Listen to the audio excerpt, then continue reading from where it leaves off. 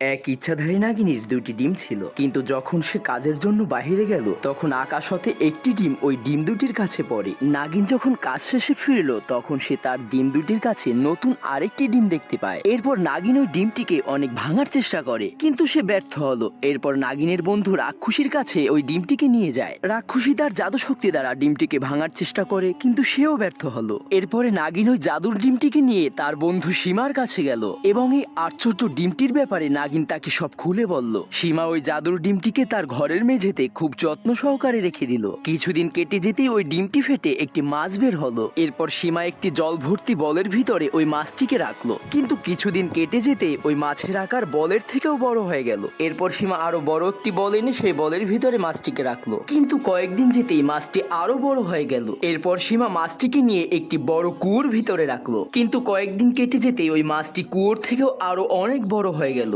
সীমা যখন মাছটিকে নিয়ে খুব চিন্তিত, এমন সময় অনেক জোরে বৃষ্টি শুরু হলো। বৃষ্টির প্রকোপ এতটাই তীব্র ছিল যে সম্পূর্ণ গ্রাম জলে ডুবে গিয়েছিল। তখন সীমা জলের ভিতরে সাঁতরিয়ে কোনো রকম ভাবে এক সাধু বাবার কাছে গেল এবং সাধু বাবার কাছে গিয়ে সীমা তার সব কথা খুলে বলল। সীমার কথা শুনে সাধু বাবা ধ্যানমগ্ন হলেন এবং সে দেখতে পায় পৃথিবীর উপরে জলপরীদের এক বাসস্থান রয়েছে, যেখানে জলপরীদের রানী বাস করে। আর সেই জলপরীর মহারানীর তিনটি ডিম ছিল।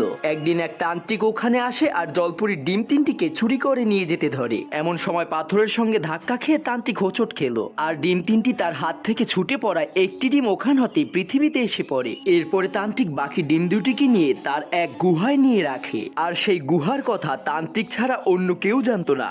জলপরী যখন জানতে পারলো তার ডিম দুটিকে পৃথিবী থেকে কেউ এসে চুরি করে নিয়েছে, তখন সে অত্যন্ত ক্রোধে পৃথিবীবাসীদের উপর জল নিক্ষেপ করে। সাধু বাবা এই ঘটনা জানতে পারলে সীমার কাছে সব কথা খুলে বলে। সীমার কাছে সাধু বাবা আরো বলে যে আমাদেরকে তান্ত্রিকের হাত থেকে ডিম দুটিকে বাঁচিয়ে জলপরীর কাছে ফেরত দিতে হবে। তারা খুব দ্রুত তান্ত্রিকের গুহার দিকেই যেতে ধরছিল।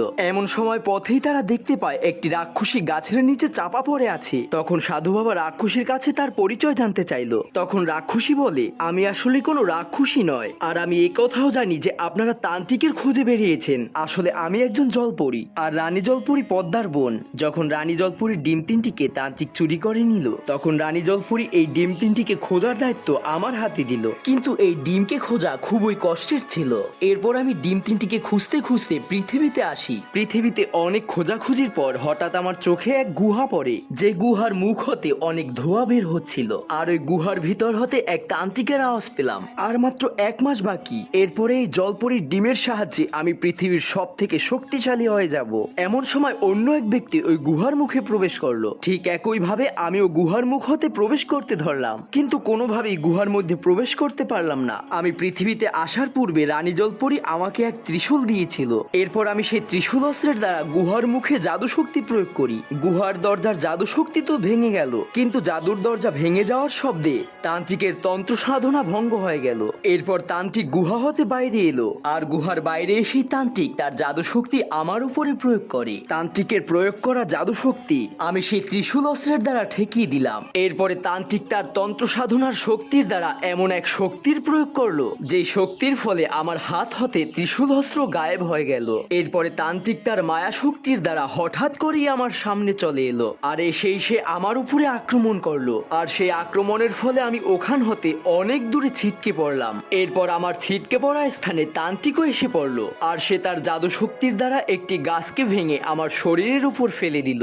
এরপর সে তার মায়া শক্তির দ্বারা আমার রূপকে বদলিয়ে এক রাক্ষসীর রূপে ধারণ করলো। তখন সে হাসতে হাসতে বলল, একজন রাক্ষসীকে কেনই বা কেউ মুক্ত করবে, তাই তোর এমন হাল করে গেলাম, আর কেউ তোকে বাঁচাতেও আসবে না, আর আমায় শক্তিশালী হওয়া থেকে কেউ বঞ্চিতও করতে পারবে না। এই সকল কথা বলেই তান্ত্রিক ওখান হতে চলে গেল।